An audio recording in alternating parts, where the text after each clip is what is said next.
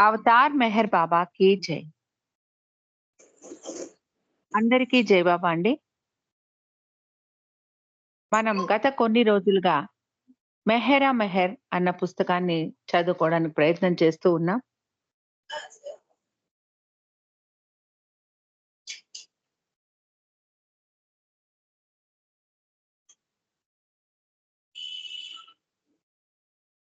జై బాబా అండి. అందరూ మ్యూట్‌లోకెళ్లారా? ఎందుకంటే సౌండొస్తుంది.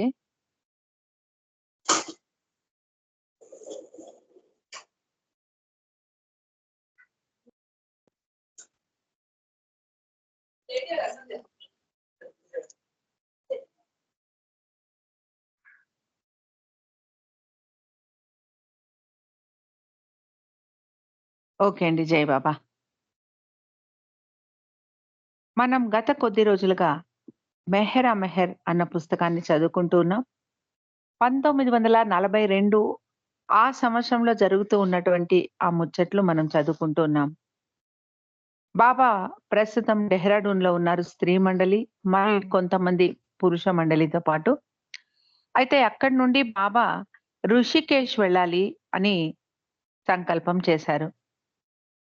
మే 25, 1942 సంవత్సరం బాబా మరియు స్త్రీ మండలి డెహ్రాడూన్ నుండి ఋషికేశ్ బయలుదేరారు. అక్కడ ఒక్క నెల రోజుల పాటు ఉన్నారు. ఇలా బాబా తాను ఒక చోటి నుండి ఇంకొక చోటికి మారినప్పుడెల్లా యుద్ధంలో ఏదో ఒక ఆకస్మికమైనటువంటి మలుపు సంభవిస్తూ ఉండేది. ఒక మహారాణికి చెందిన బంగళాలో వీరికి బస ఏర్పాటైంది.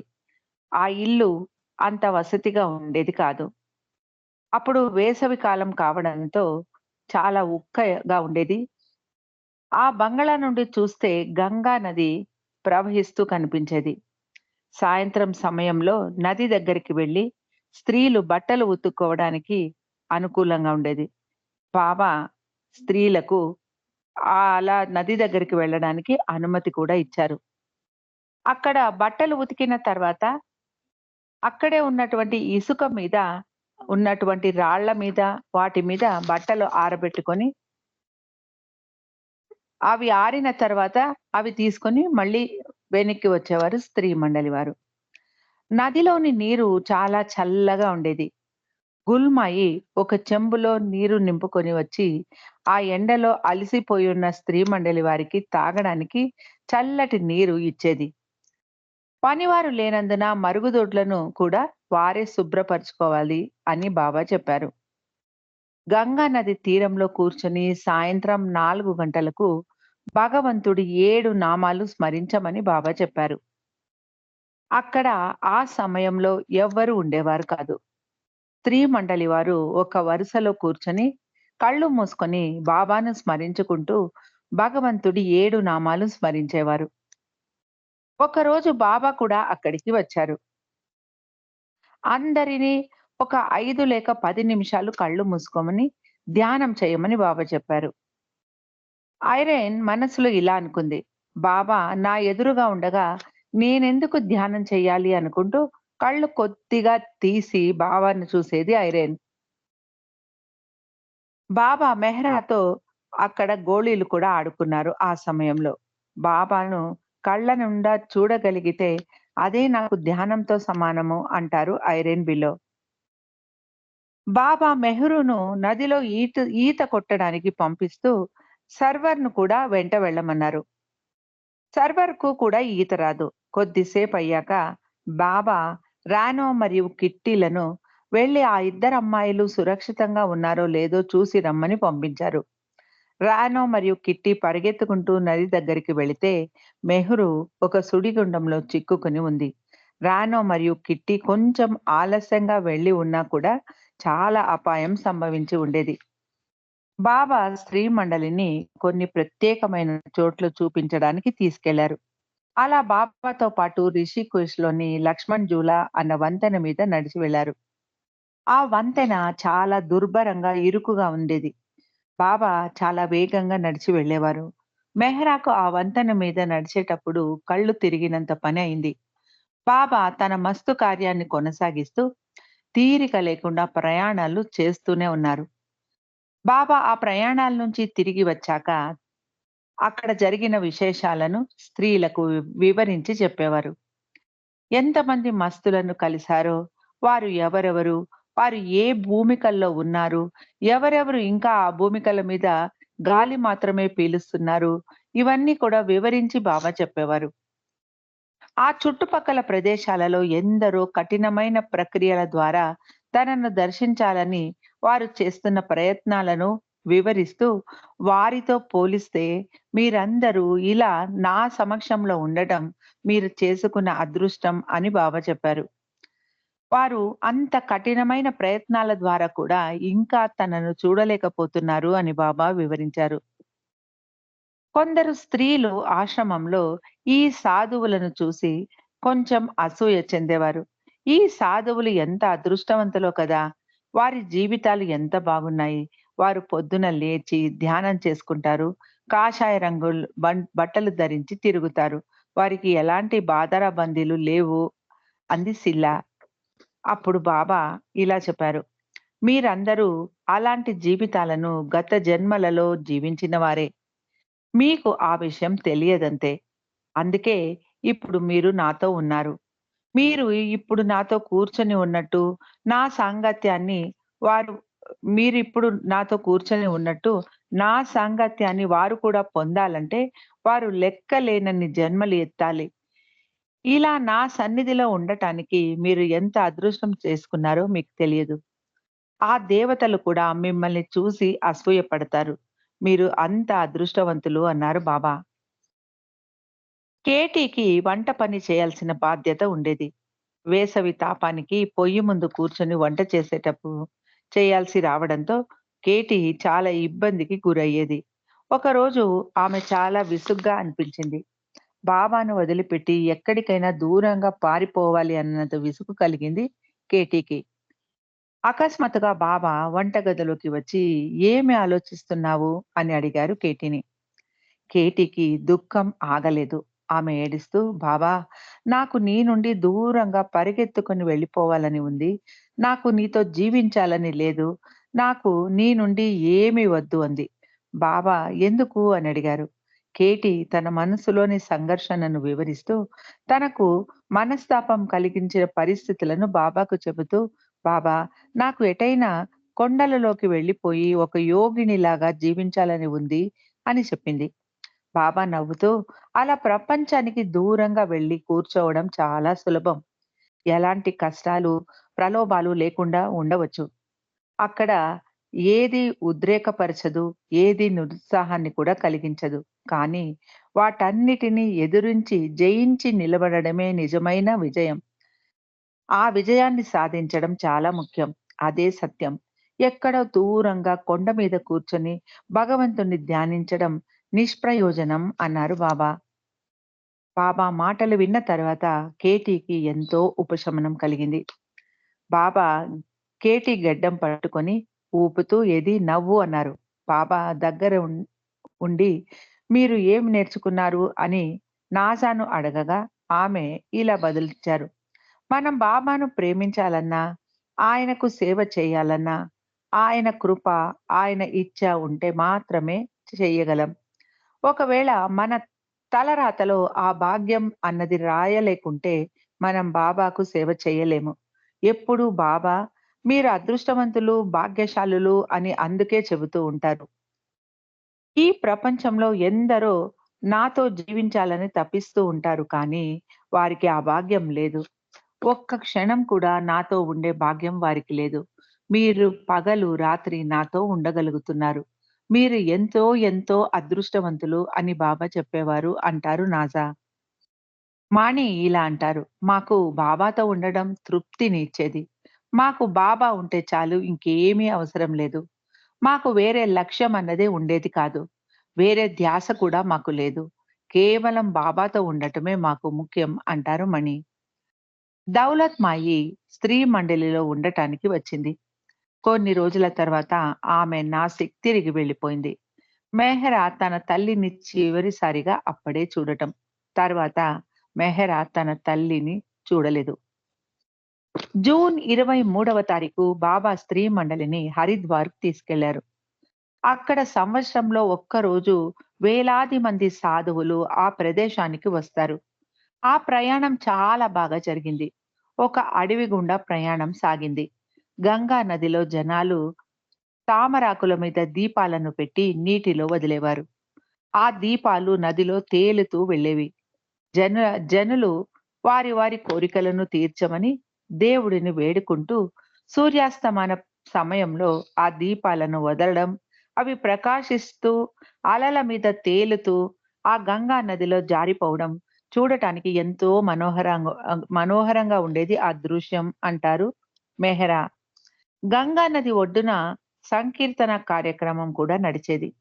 స్త్రీ మండలి బస చేసిన హోటల్ కిటికీలో నుండి చూస్తే దూరంగా కొందరు స్త్రీలు ఇత్తడి పళ్ళాలలో దీపాలను పెట్టుకొని దేవాలయం వైపుకు వెళ్లడం కనిపించేది. డెహ్రాడూన్‌కు తిరుగు ప్రయాణమయ్యారు బాబా మరియు మిగిలిన మండలి వారు. అందరూ సామాన్లను సర్దుకున్నారు. విపరీతంగా కురిసిన వర్షాల కారణంగా గంగా నది పొంగి ప్రవహిస్తూ ఉండటంతో 28 మైళ్ళు ప్రయాణానికి 12 గంటలు పట్టింది అంటారు మెహ్రా.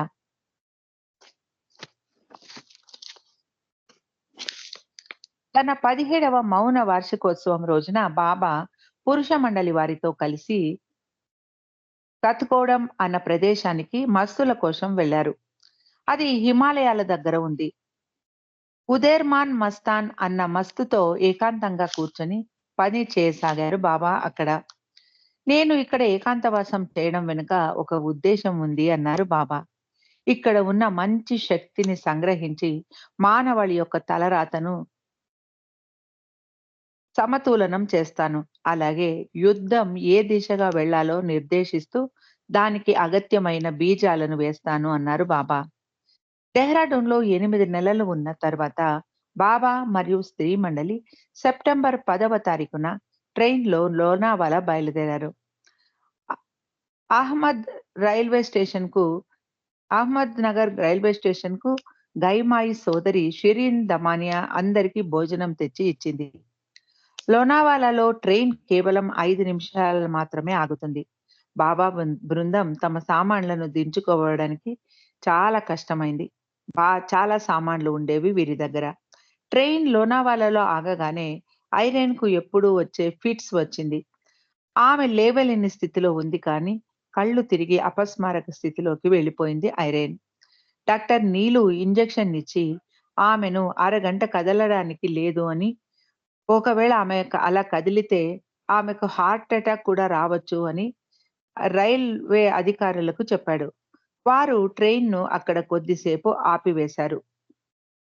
ఇలా ట్రైన్ ఆపివేయడంతో సామాన్లను దించుకోవడానికి కావాల్సినంత సమయం దొరికింది.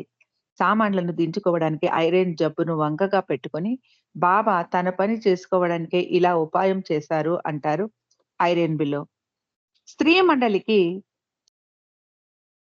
కరంజా బంగళాలో బస ఏర్పాటు చేశారు. అది పార్సీ పంచాయత్‌కు చెందిన బంగళా కావడంతో పార్సీ వారికి మాత్రమే ఆ బంగళాను అద్దెకి ఇచ్చేవారు.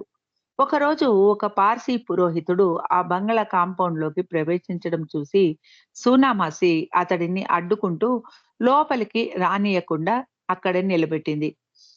ఆ పురోహితుడు మొండిగా నేనెందుకు లోపలికి రాకూడదు అంటూ వాదనకు దిగాడు. అతడు ఒక్కడు, మండలి వారు చాలా మంది ఉండటంతో అంతమందికి జవాబు చెప్పలేక అతడు వెనుదిరిగి వెళ్ళిపోయాడు. ఈ విషయం తెలిసి బాబా వెంటనే ఆ బంగళాను ఖాళీ చేసి వేరే చోటికి వెళదాము అన్నారు. ప్రాస్పెక్ట్ లాడ్జ్ అన్న చోటికి అందరూ మారిపోయారు. బాబా అందరికీ వారి వారి స్థలాలు కేటాయించారు. మెహ్రా, మణి ఒక గదిలో ఉన్నారు. అందరూ ఆ రాత్రి అలసిపోయి ఉండటంతో బాగా నిద్రపోయారు. మెహ్రా గాఢ నిద్రలో ఉండగా ఎవరో ఆమె చేయి లాగినట్టయింది. కళ్ళు తెరిసి చూస్తే ఎవ్వరూ లేరు. మెహ్రా తెల్లవారిన తర్వాత ఈ విషయం మర్చిపోయింది. తర్వాత చూస్తే అందరికీ ఇలా ఏదో ఒక వింత అనుభవం కలిగింది గత రాత్రి. మణి మంచం అల్లాడినట్టు, మెహ మెహ్రా జ మెహ్రా జస్సావాలా జడను ఎవరో లాగినట్టు, గుల్మైకి ఎవరో చెంప మీద కొట్టినట్టు, సుల్తాన్ మరియు దౌలా సల్తూన్ మరియు దౌలా మంచం మీద నుండి తోసేయబడ్డట్టు ఇలా ఒక్కొక్కరికి ఒక్కొక్క అనుభవం కలిగింది. బాబా ఈ విషయాలన్నీ వివరించి చెప్పమని శ్రీమండలి వారిని అడిగారు. అప్పుడు మెహరాకు తన చేతిని ఎవరో లాగిన విషయం గుర్తుకు వచ్చి బాబాకు ఆ విషయం కూడా చెప్పింది మెహరా. అప్పుడు బాబా, ఇక్కడ ఒక దయ్యం ఉంది అన్నారు. శరీరం లేని ఆత్మ తిరుగుతూ ఉంది. ఆ కాంపౌండ్ లోపల ఉన్న బావిలో ఒక చాకలివాడు ఆత్మహత్య చేసుకోవడం జరిగింది. అది అతడి ఆత్మే. మీరు భయపడకండి, నేనంతా చూసుకుంటాను అన్నారు బాబా. అది చాలా మంచి ఆత్మ అని కూడా బాబా చెప్పారు. అప్పటి నుండి ఆ దయ్యం మాకెలాంటి ఇబ్బందిని కలిగించలేదు. బాబా దానికి మరు జన్మను ప్రసాదించారేమో అంటారు మెహ్రా. ఒకరోజు ఒళ్ళంతా గాయాలతో పుళ్ళు కలిగినటువంటి ఒక గజ్జి కుక్క వీరి కాంపౌండ్‌లోకి వచ్చింది. మెహ్రా ఆ కుక్కను చూసి చాలా జాలి కలిగి బాబాను, "ఆ కుక్కను మేము చికిత్స చేయొచ్చా బాబా?" అని అడిగింది. బాబా ఏరోజ్ మరియు కృష్ణన్ నాయర్లకు ఆ పని అప్పగించారు. ఏరోజ్ ఇలా అంటారు, "మాకు బాధ కలిగించే ఒకే ఒక విషయం ఏమిటంటే, ఈ స్త్రీలు బాబాతో కలిసి బయటికి వెళ్ళినప్పుడు దారిలో కనిపించిన ఇలాంటి కుక్కలను చూసి జాలిపడి వాటిని తీసుకొచ్చి నయం చేయాలని అనుకునేవారు. బాబా ఆ పనిని వారికి ఇవ్వకుండా మాకు ఇచ్చి చూసుకోమని చెప్పేవారు. మాకు ఒక్క క్షణం కూడా తీరిక లేకుండా ఎన్నో పనులు ఉండేవి. వాటికి తోడు ఈ కుక్కను కూడా చూసుకోవాల్సి వచ్చేది" అంటారు ఏరోజ్. ఎరుచ్‌కు ఆ కుక్కను ముట్టడానికి కూడా ఇష్టం లేకపోయినా, దానికి ఒక బ్రష్‌తో మజ్జిగ పూసి దాని చర్మ వ్యాధిని మానిపి మంచి ఆహారం తినిపించి బాగా ఆరోగ్యంగా తయారు చేశాడు ఈరోజు. దాని జుట్టు బ్రౌన్ కలర్‌లో నిగనిగలాడుతూ మంచి ఆరోగ్యంగా తయారైంది. దానికి సైఫు అని పేరు పెట్టారు. ఇలాంటి మరొక కుక్క మెహరాబాద్‌లో తారసపడగా మార్గరెట్ దానికి చికిత్స అందించింది. బాబా దాన్ని చూసి తన అనుమతి లేకుండా ఇలాంటి పనులు చేయకండి అని మందలించారు. ఎందుకంటే ఒక్కొక్కసారి కుక్కలకు రేబీస్ అన్న జబ్బు ఉంటుంది. అది చాలా ప్రమాదకరం అన్నారు బాబా.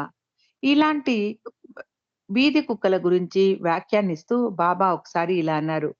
అవి చూడడానికి భయంకరంగా, జుగుప్స కలిగించేలాగా, మురికిగా కనిపిస్తున్నా మరుజన్మలో పాశ్చాత్య దేశాలలో జన్మించి సకల సదుపాయాలను అనుభవిస్తాయి అన్నారు బాబా.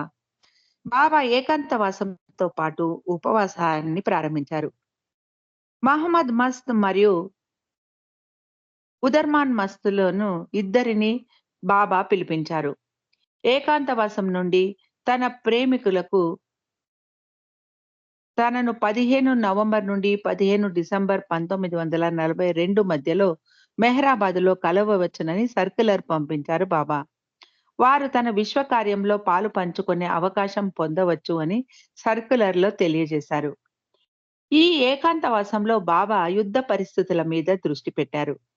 రోజు ప్రొద్దున దినపత్రికను చూడమని, తాను అనుకున్న పరిణామాలు సంభవించాయా లేదా అని తెలుసుకునేవారు బాబా. ఈ సమయంలో బాబా చాలా అరుదుగా స్త్రీ మండలి వైపు వచ్చేవారు. అలా వచ్చినప్పుడు బాబా స్త్రీలతో ఆటలు ఆడేవారు. షిరీన్ మాయి లోనావాలా వచ్చింది. కొన్ని రోజులు ఉండి తిరిగి వెళ్ళిపోయింది షిరీన్ మాయి. మెహ్రాకు షిరీన్ మాయి అంటే చాలా గౌరవం మరియు ఇష్టం. ఒకరోజు షిరీన్ మాయి ఒంటరిగా తన గదిలో మంచం మీద కూర్చొని ఉంది. మెహ్రా షిరీన్ మాయి ఎలా ఉందో, ఏమిటో ఏమి ఏం చేస్తోందో అని ఆమె గదిలోకి వెళ్ళింది. షిరీన్ మాయి కూర్చున్న మంచం మీద కూర్చుంటూ ఆమె చేతిని తన చేతుల్లోకి తీసుకొని ముద్దు పెట్టుకుంది మెహ్రా. షిరీన్ మాయి చేతులు బాబాను పెంచిన పవిత్రమైన చేతులు. బాబా చిన్న పిల్లవాడిగా ఉన్నప్పుడు ఎత్తుకొని ఆడించిన చేతులు. ఆమెను చూస్తూనే నాలో ప్రేమ పొంగి పొరలి వచ్చేది అంటారు మెహ్రా. షిరీన్ మాయికి మెహ్రా తన చేతులను ముద్దు పెట్టుకోవడం చాలా ఆశ్చర్యాన్ని కలిగించింది. అంతేకాకుండా ఆనందం కూడా కలిగింది. షిరీన్ మాయి కూడా మెహ్రా అంటే చాలా ఇష్టం. మెహ్రా తనను ఈ యుగావతారుడి తల్లిగా గుర్తించి, ప్రేమించి, గౌరవించడం ఆమెకు సంతోషాన్ని కలిగించేది. మణికి, మెహ్రాకు షిరీన్ మాయికి కొంచెం పోలికలు ఉన్నట్టు అనిపించేది. మణికి మెహ్రాకు, షిరీన్ మాయికి కొంచెం పోలికలు ఉన్నట్టు అనిపించేది. మెహ్రా కూడా తన తల్లి షిరీన్‌లాగా ఎక్క ఎక్ ఎక్కడ అందం ఉన్నా దాన్ని గుర్తించి అభినందించేది. ఒక అందమైన పువ్వు గాని, ఒక బాగున్నటువంటి ఇల్లో, అందమైన మొహమో, ఒక అందమైన చెట్టో దేన్ని చూసినా అభినందించి ఆనందించేవారు మణి ఆనందించేవారు మెహ్రా మరియు షిరీన్ మాయి అంటారు మణి. షిరీన్ మాయకి తన కూతురు తనతో పూణేలో లేదు అన్న వెలితి ఉండేది. ఆమె మణిని ఒక 2, 3 రోజులు తనతో వచ్చి పూణేలో ఉండమని అడిగింది. మణి నాకు రావడానికి ఏమీ ఇబ్బంది లేదు మోమో. కానీ బాబాను అడగాలి అని చెప్పింది. షిరీన్ మాయి అహం అడ్డు వచ్చింది బాబాను అడగడానికి. నువ్వే అడుగు బాబాను అని మణితో చెప్పింది షిరీన్ మాయి. బాబా వెళ్ళమని ఆదేశిస్తే నేను నీతో వస్తాను. కానీ నా అంతట నేను బాబాను అనుమతి అడగను అని మణి తేల్చి చెప్పేసింది. అంతటితో ఆ విషయం అక్కడే వదిలేశారు. మణి తల్లితో వెళ్ళలేదు. ఆశ్రమంలోని అందరూ శాకాహారమే తినాలి. ఒకసారి మాత్రం ఒక సందర్భంలో బాబా అందరినీ చేపలు తినడానికి అనుమతించారు. అది డిసెంబర్ 21వ తారీఖు ఆర్నవాజ్ మరియు నారిమన్ దాదా చాంజీల వివాహ నిశ్చితార్థం. మణి ఆ రోజు తిన్న విందు గురించి ఇలా అంటారు. ఎన్నో సంవత్సరాల తర్వాత ఆ చేపల వాసన మాకు కలిగింది. బాబా స్వయంగా అందరికీ వడ్డించారు. నాకు ఆశ్రమంలో జీవించడానికి రావడానికి ముందు మాంసాహారం అంటే చాలా ఇష్టంగా ఉండేది. చాలా రోజుల తర్వాత దొరికిన అవకాశం కాబట్టి మాకు వడ్డించిందంతా మొత్తము వద్దనకుండా తినేసాము. నేను నా ప్లేట్ మాత్రం మొత్తం కూడా నా ప్లేట్ మొత్తాన్ని నాకేశాను. నా ప్లేట్ చూసిన వారు, "నీకు ఇంకా భోజనం పెట్టాలా?" అని అడిగారు. ఐరేన్ ఏదో మనస్తాపం కలిగి ఉండి త్వరగా భోజనానికి రాలేదు. "బాబా ఐరేన్ ఎక్కడ? ఆమె ఎందుకు ఇంకా రాలేదు?" అని అడిగారు. ఐరేన్ చివరికి వచ్చింది. బాబాకేం బాబాకు చాలా కోపం వచ్చింది. ఆమెకు బాగా చివాట్లు పెట్టారు బాబా. ఐరేన్‌కు వడ్డించడానికి ఒక చేపను తోక పట్టుకొని విసురుగా పైకి ఎత్తారు బాబా. అందరూ ఊపిరి బిగబెట్టి చూస్తున్నారు. బాబా కోపంతో ఆ చేపను ఐరేన్ మొహం మీద కొడతారేమో అన్నట్టుగా ఉంది. బాబా శాంతించి విసిరివేసినట్టు ఆహ్, ఆ చేపను ఆమె ప్లేట్‌లోకి వేసి తిను అన్నారు.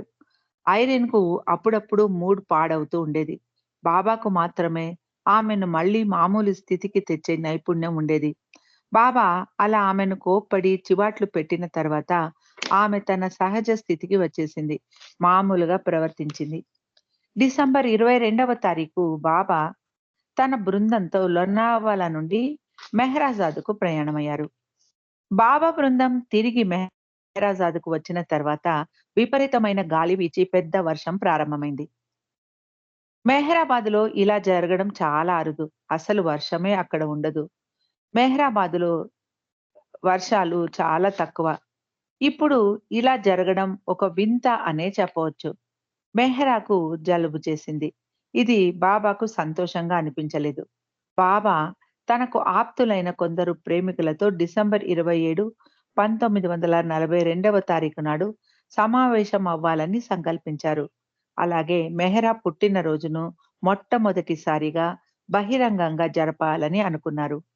మెహ్రా పుట్టినరోజు మరునాడు జరపాలి అని బాబా అనుకున్నారు. దానికి కావాల్సిన ఏర్పాట్లు చేస్తున్నారు. 2 రైలు పట్టాల వద్ద కట్టిన గుడారాలు హోరున గాలి వీయడంతో కూలిపోయాయి. బాబా చాలా అసంతృప్తిని వ్యక్తం చేశారు. మాయ నా పనికి అడ్డు తగులుతోంది అని ప్రకటించారు బాబా.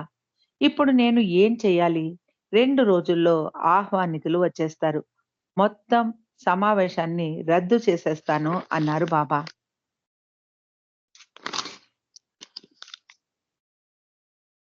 బాబా 2 సంవత్సరాలుగా కఠిన ఏకాంతవాసాన్ని పాటిస్తున్నారు. ఎందరో బాబా ప్రేమికులు బాబా దర్శనానికి ఆత్రంగా ఎదురు చూస్తూ ఉన్నారు. పెండు బాబాను వేడుకుంటూ, "వద్దు బాబా, దయచేసి అలా చెయ్యకు" అన్నాడు. సమావేశానికి ఏర్పాట్లు చేసిన పెండాల్ మొత్తం కూలిపోయింది.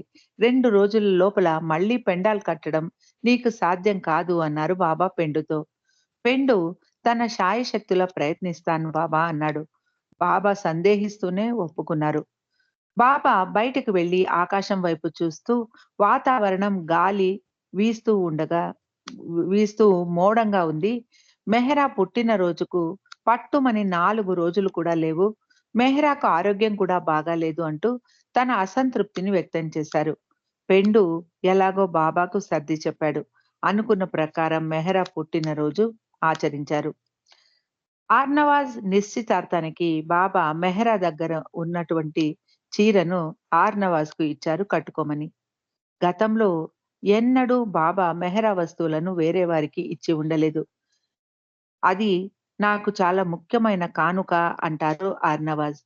మెహ్రాకు, ఆర్నవాజ్‌కు మధ్య సంబంధాన్ని దృఢపరచడానికి మరియు వారిద్దరిని దగ్గర చేయడానికే బాబా ఇలా చేసి ఉండవచ్చు. ఆర్నవాజ్ మెహ్రా కోసం మంచి ఖరీదైన ఎంబ్రాయిడరీ చీర, జాకెట్టు మరియు వాటికి సరిపోయే చెప్పులు కూడా తెచ్చింది. బాబా చాలా సంతోషించి మెహ్రా తన పుట్టిన రోజున వాటిని ధరించాలి అని చెప్పారు. అప్పటికి 15 సంవత్సరాల వయస్సు గల మెహ్రు క్రిస్మస్ సెలవులకు మెహ్రాబాదు వచ్చింది. ఆమెకు బాబాతో శాశ్వతంగా ఉండిపోవాలని చాలా కోరికగా ఉంది. కానీ ఆమె నాయనమ్మ గుల్మాయి, అమ్మమ్మ దౌలత్ మాయిలకు ఇది ఇష్టం లేదు. ఖుర్షద్ కల్పించుకొని మెహ్రూకు వత్తాసు పలకడంతో ఇద్దరు అమ్మమ్మ మరియు నాయనమ్మ సమ్మతిని తెలిపారు. బాబా మెహ్రూకు ఆశ్రమంలో ఉండటానికి అనుమతి ఇవ్వడం జరిగింది. మెహ్రూ తిరిగి స్కూల్‌కు వెళ్లకుండా శాశ్వతంగా తన ప్రియతముడితోనే ఉండిపోయింది స్త్రీ మండలిలో. మెహ్రు అసలు పేరు మెహ్రా. కానీ ఆశ్రమంలో ఆమెను మెహ్రూ అని పిలవమన్నారు బాబా. ఎందుకంటే మెహ్రాకు తన అక్క కూతురు మెహ్రాకు మధ్య గందరగోళం తలెత్తకుండా. మెహ్రు మెహ్రాను మె మెహ్రా మాసి అంటే మెహ్రా పిన్ని అని పిలిచేది. బాబా కొన్ని సంవత్సరాల తర్వాత మెహ్రాబాదులో మెహ్రూతో అలా పిలవకు, మెహ్రా అని మాత్రమే పిలువు అని ఆదేశించారు. మెహ్రా నాకు పిన్ని అయినప్పటికీ నేను ఆమెకు మన భారతదేశ సాంప్రదాయ ప్రకారం ఎంతో గౌరవ మర్యాదలను ఇచ్చేదాన్ని. కానీ మెహ్రా నాకన్నా వయసులో పెద్దది. నాకు ఆమెకు వయస్సులో తేడా ఉంది అని అనిపించేది కాదు. మెహ్రా హృదయం చిన్న పిల్లలాగే ఉండేది. మేమిద్దరం ఒకటే వయసు వారమా అనిపించేలాగా మేము కలిసిపోయాము అంటారు మెహ్రూ. మెహ్రూ ఆశ్రమంలో అందరికన్నా చిన్నదైనప్పటికీ అందరూ సమానంగానే ఉండేవారు. ఎలాంటి వయస్సు అంతరం లేకుండా ఉన్నట్టే అందరూ కలిసిమెలిసి ఉండేవారు. మెహ్రాబాద్‌లో మెహ్రాబాద్‌కు వచ్చాక శాశ్వతంగా ఉంటున్న స్త్రీ మండలి సభ్యులు చిన్న చిన్న విభాగాలుగా విడదీశారు బాబా. ఐరెన్‌ను మాత్రం ఆమె ఆరోగ్యం బాగాలేనందున విడిగా ఒంటరిగా ఉంచారు. ఒక్క గ్రూప్‌లోని వారు ఇంకొక గ్రూప్‌లోని వారితో మాట్లాడకూడదు. ఏదైనా వార్త చెప్పాలనుకుంటే కేటీ మాత్రమే కిట్టి మాత్రమే అందరితోనూ మాట్లాడవచ్చు అన్నారు బాబా. 5 భాగాలుగా బాబా స్త్రీలను విడదీశారు. మొదటి గ్రూప్‌లో మెహెరా, మణి, మెహ్రు, కర్మాన్ మాసి ఉన్నారు. రెండవ గ్రూప్‌లో ఖుర్షద్, నాజా, వలు ఉండేవారు. ఇక మూడవ గ్రూప్‌లో కిట్టి, రానో, మార్గరెట్. నాలుగవ గ్రూప్‌లో మన్సారి, కేటీ, సల్తూన్, దౌలా ఉండేవారు. ఐదవ గ్రూప్‌లో గైమాయి, మను, మెహ్రు జసావలా, సూనామాసి, కాకుబాయ్, నర్గీస్ కోత్వాల్ ఉండేవారు. బాబా మెహ్రాబాద్‌లోని జోప్డీలో ఏకాంతవాసం ప్రారంభించారు. రోజూ కొండ దిగి వెళ్లి మస్తు కార్యక్రమం చేసేవారు బాబా. ఈ సమయంలో బాబా స్త్రీ మండలి వారిని కలవడానికి వచ్చేవారు కాదు. మన్సారికి బాబాను చూడకుండా ఉండటం చాలా బాధ కలిగించేది. బాబాను వేడుకొని తనకు దర్శనం ఇవ్వమని అడిగేది మన్సారి. బాబా ఖరాఖండిగా కుదరదు అని చెప్పేశారు. నువ్వు నాకు విధేయత చూపించడం ద్వారా ఒకరోజు నువ్వు నా నిజ దర్శనాన్ని పొందగలవు అని బాబా ఆమెతో అన్నారు. బాబా కొండ మీదికి వస్తున్నారు అనగా ఒక గంటను వాయించడం జరిగేది. అప్పుడు మెహరా, మణి తప్పించి స్త్రీలందరూ లోపలికి వెళ్లి తలుపులు వేసుకోవాలి. బాబా తిరిగి వెళ్ళిపోయాక మళ్ళీ గంట వాయించేవారు. అప్పుడు స్త్రీ మండలి వారు బయటికి వచ్చేయాలి. రెండవ ప్రపంచ యుద్ధం హింసాత్మకంగా కొనసాగుతూనే ఉండగా భారతదేశంలో క్విట్ ఇండియా ఉద్యమం కూడా క్రూరంగా తయారైంది. జపాన్ భారతదేశం మీద ఆక్రమణ చేయబోతూ ఉండగా, సరోష్ యుద్ధం గురించి గంభీరంగా ఆలోచించలేదు. అహ్మద్‌నగర్ ఎక్కడో మారుమూల ఉంది అనుకున్నాడు. ఇక్కడ బాంబుల దాడి జరగదు అని తేలికగా తీసుకున్నాడు సరోష్. చాలా కాలం కింద బాబా సరోష్‌కు పరోక్షంగా సూచన ఇచ్చి ఉన్నారు. అహ్మద్‌నగర్‌లో బాంబు దాడి జరుగుతుంది. అది నీ కాంపౌండ్‌లోనే పడుతుంది అని చెప్పే ఉన్నారు బాబా. సరిగ్గా ఒక్క సంవత్సరం తర్వాత క్రిస్మస్ పండుగ నాడు సరోష్ సినిమా హాలు నిండా బ్రిటిష్ సైనికులు కిక్కిరిసి ఉన్నారు.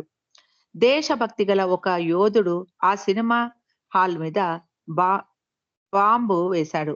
ఆ సమయంలో సరోష్ అక్కడ దగ్గరలోనే ఉన్నాడు. కానీ ఆశ్చర్యకరంగా అతడు ఎలాంటి గాయాలు తగిలించుకోకుండా సురక్షితంగా బయటపడ్డాడు. పెండు వేసిన పెండ లోపల బాబా తన గాది మీద కూర్చొని 99 మంది ప్రేమికులతో సమావేశం అయ్యారు. 550 మంది ప్రేమికులతో బాబా ఆప్తులైన 99 మందిని మాత్రమే ఎన్నుకున్నారు. స్త్రీల తరువాత మార్గరెట్ ఒక్కటి మాత్రమే ఆ సమావేశానికి హాజరైంది. మిగిలిన వాళ్ళందరూ పురుషులే.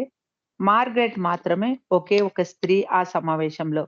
మార్గరెట్ పశ్చిమ దేశాలలో తన పని చేయాల్సి ఉంది కాబట్టి బాబా ఆమెకు ఆ అవకాశాన్ని ఇచ్చారు.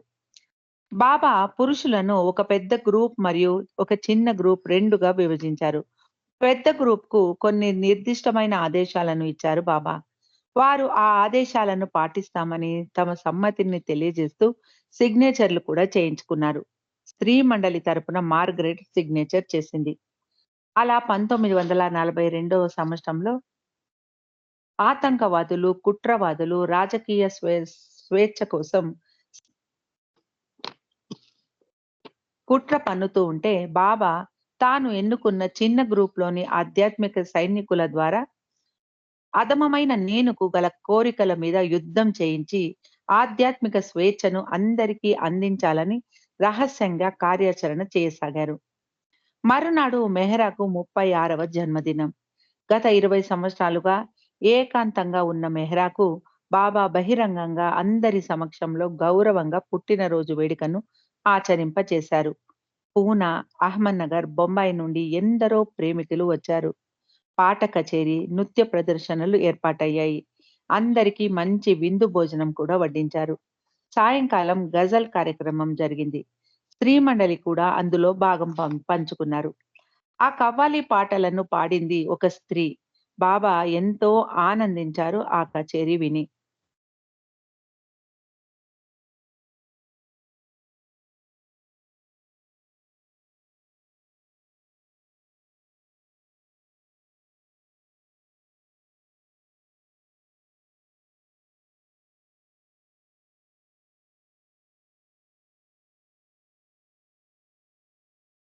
రాను ముట్టడానికి ఎవ్వరికీ అనుమతి ఉండేది కాదు. కానీ ఆ రోజు ఆర్‌నవాజ్‌కు మెహరాను ముట్టడానికి అనుమతిచ్చారు బాబా. అందరికీ ఇది చాలా ఆశ్చర్యాన్ని కలిగించింది అంటారు నాజా. ఆ రోజున మెహరా మంచి దుస్తులు ధరించి ఎంతో అందంగా కనిపించింది. ఎప్పుడూ సాదా సీదా చీరలనే కట్టుకునేవారు స్త్రీ మండలి వారు. కానీ ఈ రోజు ఖరీదైన మంచి చీరలో మెహరా ఎంతో భిన్నంగా కనిపించింది. భౌతికమైన అందమే కాదు, ఆంతరికమైన స్వచ్ఛత మెహరా మొహంలో ప్రకాశవంతంగా వెలిగిపోతూ ఉండేది. ఆమె ఒక దేవదూతలాగా కనిపించింది అంటారు అర్నవాజ్. 1943 జనవరి 7వ తారీఖున బాబా జస్సా కుటుంబీకులకు పూణేలోని బింద్రా హౌస్‌లో నివసించమని పంపించేశారు. పాపాకు పూణే అంటే ఇష్టం. అలాగే అతడు తన కుటుంబంతో జీవించడాన్ని ఇష్టపడుతున్నాడు అన్న కారణం చెప్పి బాబా వారిని పూణే పంపించేశారు. కేవలం 20 రోజులు మాత్రమే మిమ్మల్ని దూరం పంపిస్తున్నాను. తర్వాత తిరిగి మెహరాబాద్ పిలిపిస్తాను అని బాబా వారికి భరోసా ఇచ్చారు. వారు బాబా మాటలు విని కేవలం కొన్ని జతలు బట్టలు, కొన్ని సామాన్లు మాత్రమే తమతో తీసుకెళ్లారు. కానీ ప్రతిసారి బాబాను కలవడానికి వచ్చినప్పుడు ఇంకొక కొన్ని రోజులు అక్కడే పూణేలోనే ఉండండి. తర్వాత పిలుస్తాను అంటూ సంవత్సరాలు బాబా దాటవేశారు. ఎరుచ్ మాత్రమే బాబాతో ఉండేవాడు. ఆ కుటుంబ సభ్యులు మళ్ళీ బాబాతో నివసించడానికి రానేలేదు. బాబా మాత్రం ఎప్పుడూ పూణే వెళ్ళినా బింద్రా హౌస్‌కి వెళ్ళేవారు. ఇది నా ఇల్లు అనేవారు బాబా. ఆ కుటుంబ సభ్యులు మెల్లగా ఈ ఎడబాటుకు అలవాటు పడ్డారు. కానీ మెహ్రూ జసావాలా మాత్రం ధైర్యంగా ఒకసారి బాబాతో అడిగేసింది.